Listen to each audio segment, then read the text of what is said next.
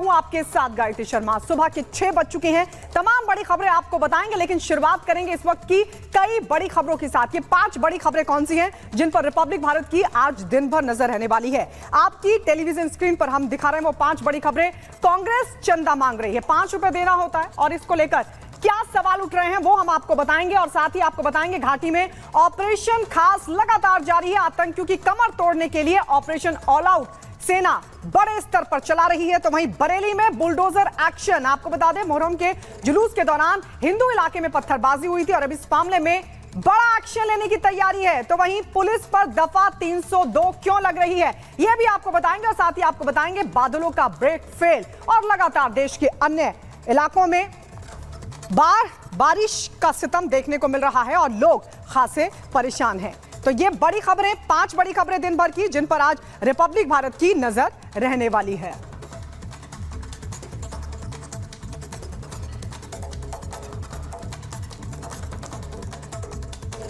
और चलिए शुरुआत करते हैं बरेली से। बरेली में जहां मुहर्रम के जुलूस के दौरान हिंदू इलाकों में पत्थरबाजी का मामला सामने आया और इस पूरे मामले में अब बड़ा एक्शन लेने की तैयारी है। जो आरोपी हैं उनके घर पर चलेगा बुलडोजर। रिपोर्ट आपको दिखाते हैं।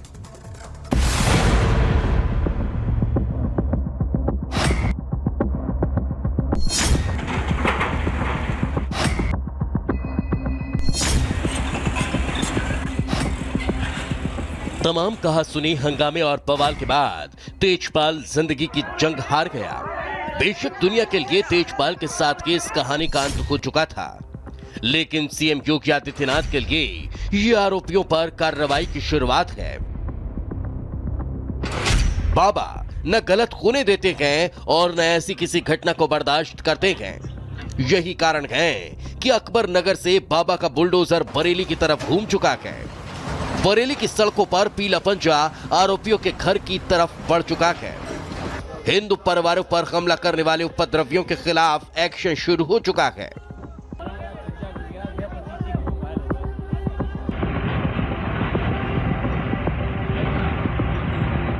लाइन से तकरीबन 10 घर बताए जा रहे हैं जिस पर बुलडोजर कार्रवाई जो है वो की गई है। संभवतः ये उन्हीं के घर बताए जा रहे हैं जिन्होंने जो हिंसा 19 तारीख को हुई उसमें बढ़ चढ़कर आगे बढ़े हुए थे। और प्रशासन का साफ तौर पर कहना है कि ये जो घर आप देख रहे हैं जो कि अब बुलडोजर जब यहाँ पर चला तो ये घर जो है वो कहीं ना कहीं सरकारी ज़मीन पर बने हुआ। हालांकि लोगों का भी कहना है कि अगर इस तरीके से हुड़दंग होगा, इस तरीके से अगर लॉ एंड ऑर्डर पर खतरा होगा तो कहीं ना कहीं बुलडोजर कार्रवाई करना जरूरी है। हिंसा के बाद से कई लोग फरार हैं। तो आप देखेंगे आसपास के जो घर हैं उनके दरवाजे तो खुले हुए हैं लेकिन घरों के अंदर कोई भी मौजूद नहीं है। बाबा का बुलडोजर भी एक्शन में आ गया है। कई आरोपियों के घरों पर बुलडोजर चला। मुहर्रम जुलूस के दौरान विवाद के बाद मर्डर मामले में 75 लोगों के खिलाफ केस दर्ज है। इनमें 10 आरोपियों के घरों पर बुलडोजर चला। इस कार्रवाई के पीछे की वजह है कि इनका ग्राम समाज की जमीन पर कब्जा कर घर बनाना। यूपी प्रशासन ने उपद्रवियों की 11 संपत्तियां चिन्हित की हैं। ग्राम समाज की जमीन पर अवैध कब्जे का आरोप है। कब्जा की हुई जमीन पर मस्जिद बनाने के आरोप हैं। बाकी जमीन पर पक्के मकान बनाकर कब्जा किया गया। अभी तक लगभग 35 गिरफ्तारियां की जा चुकी हैं, जिसमें से 2 गिरफ्तारियां मुठभेड़ के दौरान की गई। उस मुठभेड़ में एक व्यक्ति घायल भी हुआ था। इसके अतिरिक्त गांव में प्रशासन द्वारा ये देखा गया कि कई आरोपियों के द्वारा गांव में ग्राम समाज की जमीन पर अतिक्रमण किया गया था। प्रशासन द्वारा वहां से अतिक्रमण हटाया गया है, ध्वस्तीकरण की कार्रवाई की गई है पुलिस की मौजूदगी में। अशरफ और आसिफ के मकान मिट्टी में मिला दिए गए हैं, मिट्टी हो चुके हैं, लेकिन अभी भी तेजपाल को इंसाफ मिलना बाकी है। और उस शाम को करीब 9 बजे, साढ़े 8 बजे मतलब हमारे घरों में उन लोगों ने मतलब एकदम हमला बोल दिया। 19 तारीख की रात को मतलब करीब 8, साढ़े 8, 9 बजे। कितने लोग आए थे? 70-80 लोग थे और 60-70 उन लोगों पे असले थे। डंडे लेके आए, गोलीबाजी के लिए फायरिंग हुई? हाँ जी। लगभग कितने राउंड फायरिंग हुई? लगभग सब 2-3 राउंड फायरिंग हुई। अच्छा। हाँ जी। तो कितने लोग घायल हुए हैं आपके पक्ष के? ये हुए लोग 6-7। मेरे भाई खेत पात पे जा रहे थे तो सभी लोगों ने घेर के मारा था। किसने? आधे मारे थे मेरे तेजपाल भाई को। घटना के बाद से ही इलाके में पुलिस की भारी तैनाती है। अब बाबा का बुलडोजर गरजने लगा है और पुलिस बाकी आरोपियों की तलाश में छापेमारी कर रही है। Bureau report, Republic Bharat. और अब बात करेंगे उत्तर प्रदेश के मुरादाबाद की। उत्तर प्रदेश का मुरादाबाद, जहां पर एक ब्यूटी इंस्टीट्यूट के डायरेक्टर पर एक बड़ा आरोप लगा है। आरोप लगा है कि वो दरअसल धर्मांतरण करवा रहा था। पुलिस को जैसी शिकायत मिली, पुलिस ने मामला दर्ज किया, एफआईआर दर्ज की, पूरे इंस्टीट्यूट को सील कर दिया है और अब इस पूरे मामले में छानबीन की जा रही है।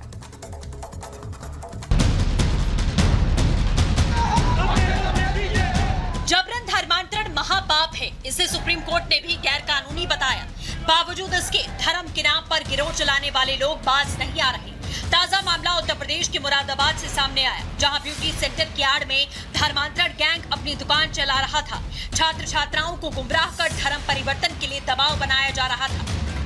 मामला संज्ञान में तब आया जब ब्यूटी सेंटर के छात्रों ने इसकी शिकायत मुरादाबाद के सिविल लाइन थाने पहुंचकर पुलिस से की। बच्चों ने कोचिंग संचालक पर जो आरोप लगाए वो बेहद गंभीर और चौंकाने वाले थे। छात्रों के मुताबिक कोचिंग के अंदर छात्रों पर धर्मांतरण का दबाव बनाया जाता था। क्लास के दौरान उन्हें इस्लाम धर्म के फायदे गिनवाए जाते थे। हिंदू लड़कियों को कोचिंग में पढ़ने वाले मुस्लिम लड़कों से दोस्ती के लिए कहा जाता था। हिंदू बच्चों को नॉनवेज खाने के लिए प्रोत्साहित किया जाता था। इतना ही नहीं, बिंदी, सिंदूर और मंगलसूत्र पहनकर आने पर रोक लगा दी गई थी। ब्रेन वॉश ये किया जाता है कि वो पहले एक हिंदू थी और उन्होंने वो कन्वर्टेड हुई है, वो मुसलमान बनी है, तो उन्होंने शादी की। तो वो हमें कहानियाँ बताती है कि देखो मैं 19 साल की एज में घर से भाग गई थी और देखो आज मैं अपने परिवार के साथ इतना खुश हूँ। मेरा हस्बैंड मेरे को बहुत खुश रखते हैं और मेरी जो फैमिली थी वो भी आज मान गई है। अगर इन फ्यूचर तुम भी ऐसा कुछ करते हो तो कोई दिक्कत नहीं होगी। छात्रों की शिकायत के बाद धर्मांतरण गैंग के खिलाफ ताबड़तोड़ एक्शन शुरू हो चुका है। सेंटर के संचालकों पर कानूनी शिकंजा कसना शुरू कर दिया गया।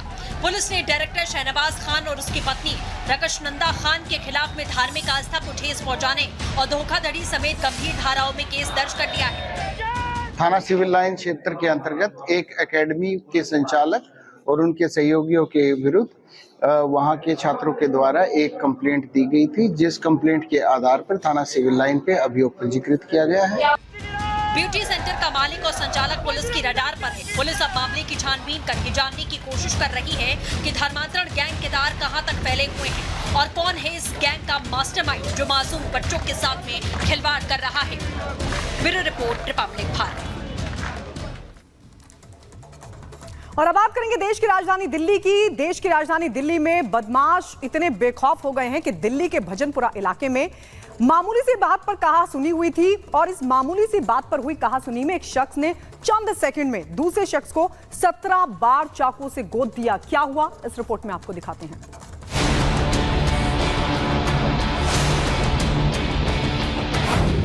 अपराधियों को नहीं कानून का खौफ। मर्डर का सीसीटीवी फुटेज आया सामने। 17 बार चाकू से किया था हमला। दिल्ली के भजनपुरा में 11 जुलाई की रात को एक ऐसी घटना घटी जिसके बारे में सुनने के बाद आपके भी रोंगटे खड़े हो जाएंगे। एक शख्स ने छोटी सी बहस होने के बाद दूसरे शख्स पर चाकू से हमला कर उसकी हत्या कर दी। इसके बाद वो मौके से फरार हो गया। मामला 11 जुलाई की रात का है, मगर अब इसका सीसीटीवी फुटेज सामने आया है जिसमें नजर आ रहा है कि आरोपी ने किस तरह देर रात बिना किसी डर के एक शख्स की हत्या कर दी। आइए आपको बताते हैं कि सीसीटीवी फुटेज में आखिर क्या दिखाई दे रहा है। अभी जो फुटेज सामने आया है उसमें पूरी घटना साफ साफ नजर आ रही है। वीडियो में नजर आ रहा है कि एक गली में किसी के घर के बाहर दो लोग मौजूद हैं। एक शख्स खड़ा है तो दूसरा बैठा हुआ है और दोनों के बीच तेज बहस हो रही है। जो शख्स बैठा हुआ है वो फोन पर बात कर रहा है और तभी दूसरा शख्स उसे लात से मारता है। कुछ ही देर में वहां टोपी पहने तीसरा शख्स भी आ जाता है। इसके बाद वहां खड़े आदमी पर चाकू से हमला कर देता है। वो उस पर एक बार नहीं, 2 बार नहीं, 3 बार नहीं, बल्कि 17 बार चाकुओं से ताबड़तोड़ हमले करता है और तब तक चाकुओं से हमला करता है जब तक कि उसे ऐसा नहीं लगता कि सामने वाला मर गया है। इसके बाद वो दोनों और पहले से मौजूद शख्स वहां से भाग जाते हैं। दर्दनाक हत्या का मामला दिल्ली के भजनपुरा इलाके का है। दरअसल भजनपुरा के गामरी एक्सटेंशन में 11 जुलाई की रात को सुमित नाम के लड़के की हत्या कर दी गई। आरोपी ने सुमित के चेहरे, गर्दन और पेट पर महज 10 सेकंड के अंदर चाकू से 17 बार हमला किया, जिसके बाद उसकी मौत हुई। इस मामले में पुलिस ने कार्रवाई करते हुए अब तक 4 आरोपियों को गिरफ्तार कर लिया है। पुलिस ने जिन आरोपियों को गिरफ्तार किया है उनके नाम करतार सिंह, हुसैन अली, शाइना और आशु। वहीं इस मामले में मुख्य आरोपी जिसका नाम सलमान है वो अभी भी फरार है और पुलिस उसकी तलाश कर रही है। भजनपुरा में सुमित चौधरी